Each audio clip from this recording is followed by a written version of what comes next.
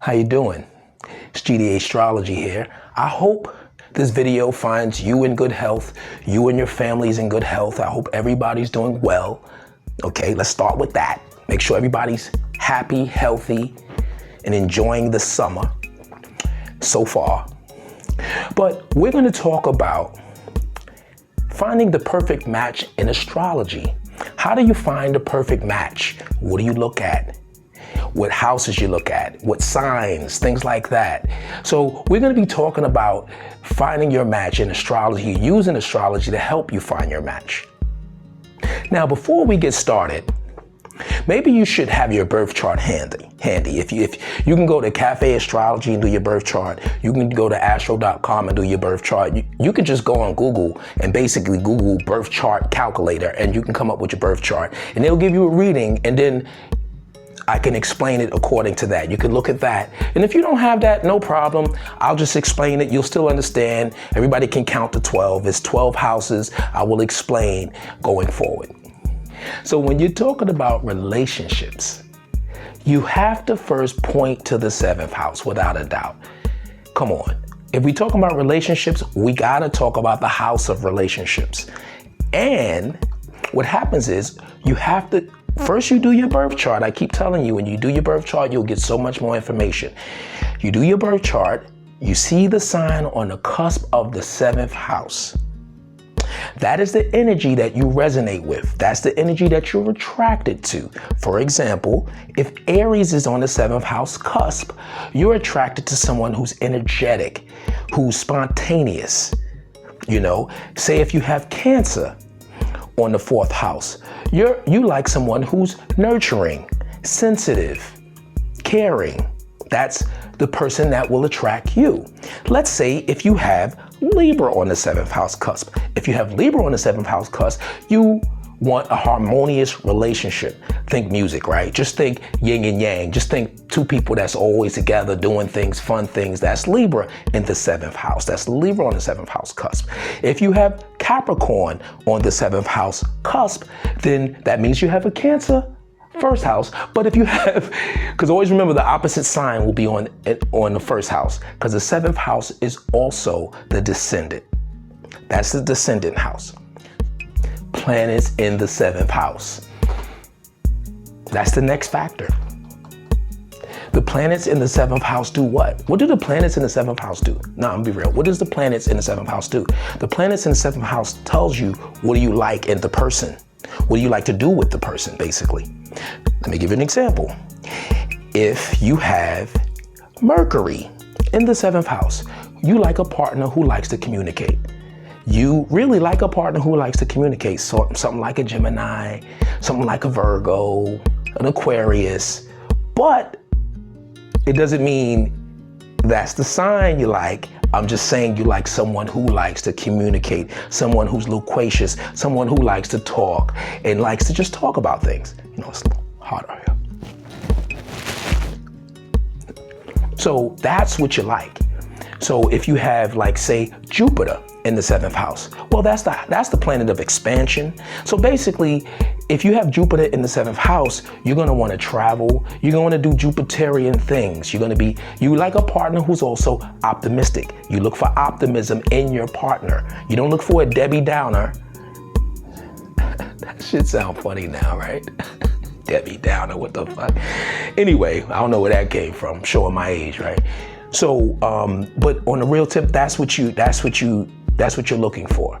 You're looking for people that matches the energy that's inside the house. So you always have to check for your planets in the house. Now, if you have a stellium in there, that means that relationships are super important. Let me explain briefly what a stellium is. It's 3 or more planets in the same sign in a house. That's all it is. And that means that that house is a concentration of your life. It's a really important part of your life. So that's on another video, we'll come up with that. But always check the planets in the house. So like I said, you need your birth chart to check this, but always check the planets that you have in the 7th house. And then you have to see what they're aspecting as well. We would get to aspects in the future, but always check the planets in the house. I covered Mercury.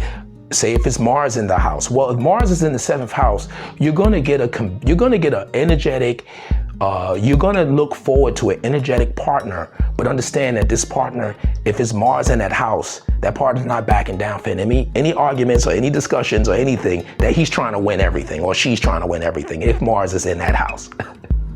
So again, once again, check the planets in the house and that'll color it more. And you add it with the next thing. You have to put them together.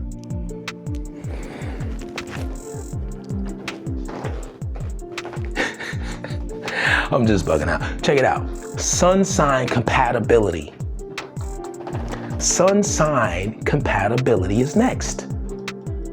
Now, I put them in these orders. It's not really an order. It really isn't. You know, if certain things don't match, this is not going to work. But the sun sign is really important, obviously. That's the one everybody goes with. Everybody goes with the sun sign. Well, I'm going to tell you a different way to look at it. Because if your sun signs don't match, other parts can. Oh, you know what? I'm spoiling it. I'm gonna talk about that a little bit later. We're gonna stick with the sun signs. So we're gonna stick strictly to sun signs. Because then you got sun signs in houses too. That's another one. But we're gonna just stick strictly with sun signs. So if your sun signs match, it's a natural thing. The way you carry out things, the way you do things, the way you take action is going to be something that that other sign that's compatible with will appreciate. For example, a Leo appreciates the way an Aries moves. Aries is like, get it done, let's go, let's do it. Leo's like, let's go. Capricorns really like how hard Virgos like to work. Virgos are hard workers, Capricorns will be right there. Let's go. They'll be working all day, achieving their goals one after another. That's a Capricorn and a Virgo. You know, you have maybe Cancer and a Pisces. Now they're going to be in their emotions a whole lot. They might create things. They're just going to be able to intuitively understand each other. As a matter of fact, let me talk about people I do know is in a relationship. It's a Scorpio and a Pisces. The Pisces is a male and the Scorpio is a female. And yo, it cracks me up because every time I see them, right, they'll be there with their baby or whatever. And it's like if the baby, it's like intuitive. They look at each other and just be like, and they just know. Like, I'm like, what? Like, yo, I had to study body language to figure this out, but that's what they do. They'll just look at each other. Pisces and Scorpio, or two Pisces, or two Cancers, two water signs. They'll just look at each other and be like, it's like, what the? It's crazy. It's really crazy. That's how they get down. I really like that. I appreciate that. They live in that energy. So those are signs that can get along. You know, you have incompatible signs, but sometimes now I'm going to tell you one of the signs is one of the blessed signs in the Zodiac, I believe, is Libra, because they have the ability, because they're the scales, they have the ability to get along with anybody in the chart.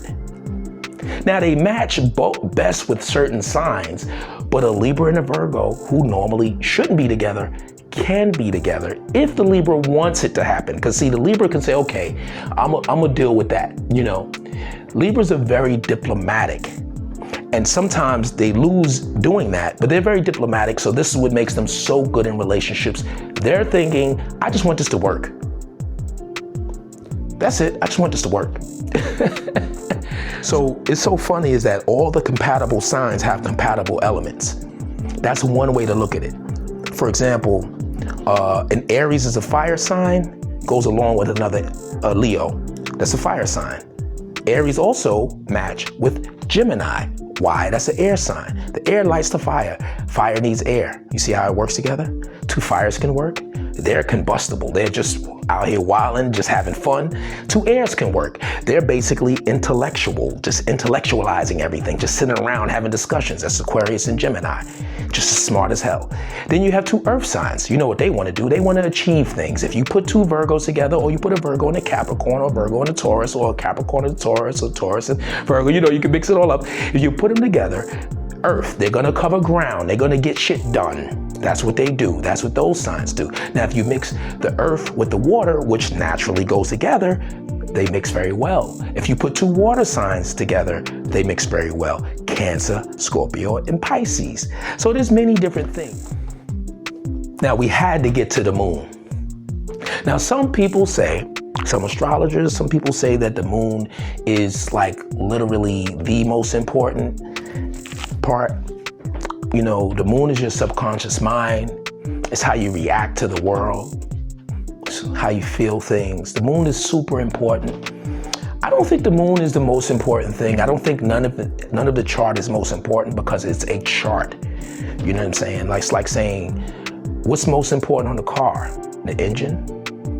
Ignition? Like, you know what I'm saying? That's a little, or what's most important on the tire, right? The bolts, like they're little, like, so you can't go with that. It's the whole thing. You have to take the whole thing. So I don't feel like the moon, I don't think the moon is more important than anything else. It's very important, but there's a lot of other things that go along. So let's talk about moon anyway. I went all into that. Let's talk about moon. Okay. But there's a strong thing when you have the emotional connection. So you can have the sun sign connection, but not have the emotional connection. Meaning, you know how you love somebody for how they are, what they do, but you don't have that, you don't have you don't have the feeling. You love them. And that's what happens and lacks when you don't have the emotional connection. Now you can still gain the emotional connection. This is why you get your birth chart read. Because when you find out what the person's moon sign is, and you already love them, you can love them in the way that they can appreciate it. For example, if their moon, I'm gonna use Aries because it's the first sign, is very easy. They're very easy to use. If your moon is in Aries, now you know close to their heart is moving, energizing, taking action. If you're a person who don't really do that, then you're gonna have to do it just sometimes. They're gonna adjust to you, but you have to show some initiative sometimes. You know, if the moon sign is, say, in Cancer, and the moon controls Cancer, this is a very strong moon. So you're gonna have to nurture that person. You're gonna have to deal with their emotions. You're gonna have to really take their emotions as fact. It don't matter if they're wrong or not. If their moon is in Cancer, you must respect what they feel or you will never see them again. And that's an absolute fact in a relationship. So then you have moon in different signs, so it's gonna color it differently. So you always gotta check that. You gotta check. So if the moon signs match, it's gonna be a natural energy. It's gonna be a natural flow. But like, say if the moon sign is Virgo and the moon sign is Taurus, there'll be a natural, like whenever the Virgo is just doing things from the heart, the Taurus is gonna like that. So that's why sometimes you get people who don't have matching sun signs, but have matching moon signs, and they make it. Because there's always an adjustment no matter what. Nothing's gonna match up perfectly, so there's always gonna be some adjustment. So if there's an emotional connection, you can get the next connection, because the emotional connection is the one that's the lasting connection. So it's really important. Now we're gonna talk about Venus. Come on. We're talking about a love connection. I could have started with Venus. But again, there are other signs in the chart you have to pay attention to, because, Venus, remember now, Venus is a personal planet. So it's an everyday planet. Mercury is a personal planet. Sun and moon is a personal planet. These personal planets are with you every day. You act these things out every single day. So your Venus sign is very important. It's literally how you love. It's the way you love things. It's where the chemistry is. It gets things cooking. It's where the passion goes. It's the Venus sign. It's very, very important. And it's how you love. It's your love style.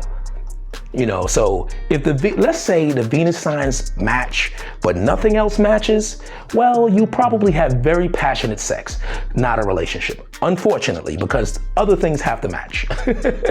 But if the Venus signs are matching and other signs are matching, it could really be a passionate, romantic thing. But if you're just going on the signs in Venus, well, for example, if you have a Venus in Aries, well, this is a highly sexual individual. This is a person that wants to get out there, have fun, wants to party and have adventure and have a lot of sex.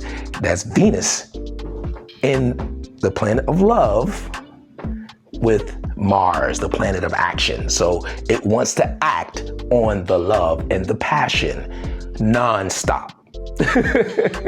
Non-effing stop. right? Then you have maybe Venus and Taurus. They're going to want to take it slow. Their style is, hey, we got all night. No. The women going to be like, play with the feet. Work your way up. We got all night. Chill. The guys going to take their time too. Let's eat something. Let's eat. You're going to need energy. So that's the Venus in Taurus. Now I'm having fun with it. It's more than that, but just to let you know, these are the different styles. So when you have the matching signs in here, you're going to have some passion between the two. And that's where a lot of passion comes from. Actually, Mars is the planet of passion. It's funny I'm saying passion. Mars is the planet of passion. So let me correct that. Mars is the planet of passion. Venus is the planet of love. But of course, love does what? Create passion. So that's why I keep mentioning passion, to bring it back. So Jupiter is the planet of expansion, right? Some people say Jupiter's the male in the chart. Some people say Jupiter's the male. Venus is the female, and if those signs match, I'm not too certain about it. But the Jupiter sign is very important in relationships, though. It's very important. I like to call it your optimism sign, because Jupiter is the planet of optimism and wisdom and great things, and it's basically your. I just look at it as your nature. Your, like, are you cynical? Are you what's the other word I'm looking for? Are you hopeful? Are you doubtful? See, that's how I look at Jupiter. Do you think that everywhere you go, things are going to work out? Do you think everything's going to be great? And the reason why I'm mentioning this is because that's very important in a relationship. Because nobody wants to be with a Debbie Downer. Nobody wants to be with somebody who's not optimistic. You tell them an idea and they're like, So what I'm saying is, but depending on the sign, right? The sign will color it. So for example, if you have, let me see, well, hey, Jupiter and Sag, this person is just happy with everything. He's never gonna fail. Everything's gonna work out right. Everything's gonna be good. Don't worry, we good. No matter how much failure, this person is always gonna think success. So that person would blend well with a Jupiter in Leo. Or Jupiter in Aries, who also is enthusiastic, who also has that kind of energy. Now, let's take that expansive, happy person and put it with a more pessimistic style person, sort of like a Scorpio. Jupiter in Scorpio, right? And then you have Jupiter in, like, say, Sagittarius. This is not a good blend, because Scorpio's just trying to be real. Like, yo, look, yeah, I think we can make it, but I'm not sure, man. Let's do this. And Sag is like, man, we ain't even got to work on that shit. We got it. We just walk in the door, everything's good. So what I'm saying is, those energies need to match. And it's a very, very serious thing. And every man and every woman knows about that. When you tell the person you love about an idea or something you want to do, and they're a downer, or everything you want to do, they're like, oh, they're a downer. That's Jupiter. You know, it depending on the sign there. Or you tell them everything and they're enthusiastic about it. But again, if it's Jupiter in Scorpio, right? If there's another Jupiter, like say in Pisces, which is exalted, well, the Pisces can handle that. The Pisces will be like, well, you never know. Let's try it. So what I'm saying is, you just have to have the compatibility there. Last but not least, we're going to talk about Mars. That's the planet of passion and energy. Mars is, all right, so if you want to describe Mars in a movie, passion and energy, it'll be like, you ever see the movies when they get on the table, they throw everything off the table, they gotta have sex on the table or at the door, or they gotta just do it right there. That's Mars energy. That's why I told you, if Aries was ruled by Mars, is in Venus, that person's gonna wanna do it everywhere, all the time, anytime. Hey, you know what I'm saying? Hey. That's what he'll be doing. So what I'm saying is, understand that Mars is that kind of energy. It's that I don't give a F energy. I want you now energy. I got to have it. That's that Mars energy. So when the Mars signs connect, I don't know about anything else, but when the Mars signs connect, there'll be plenty of passion between the two lovers. See, when you think about compatibility, it's different things. It's steps. It's communication, right? There's attraction, right? You know, there's physical attraction like Venus, you know, this passion, which is Mars. There's different segments that make the whole thing a whole. That's why in relationships, it'll be like, I like this about the person, but this is missing. I like this about the person, but this is missing. Well, that's why I covered all of these things. Now back to Mars, it's the planet of passion. For example, if a person has, say, Mars in Pisces and another person has Mars in Cancer, their passion, their attraction, their passion style is the same. They're really emotional and passionate. It's going to match. If you put fire signs there, they're going to be fiery and passionate and super passionate because Mars loves the fire signs. If you put an air sign there, wow, air signs actually have passion as well. Because I know they're intellectual, but they're definitely passionate. They may talk to you while they're making love, but they definitely passionate. So you have to match those signs up. Always understand Mars is the planet of passion and energy. There's more to Mars, but that is the main drives. It's the soldier. It's the person. It's the thing, man. It's your drive in life. And basically, so being that it's your drive in life, that's another reason why it needs to match. Also, it's really important to see what houses these signs is. See, the chart is so layered that even if the Mars signs don't match fully, they might be in houses that match. Go figure, right? They might be in some other aspect that may match. There's more to it. That's why you need your chart read. You can read it yourself, but I'm gonna tell you, if you read it yourself, if you really want to, listen, I'm still reading my chart.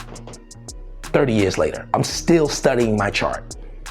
That's how real it is. So I'm just letting you know, you can save a lot of time by going to somebody that knows what to look for exactly.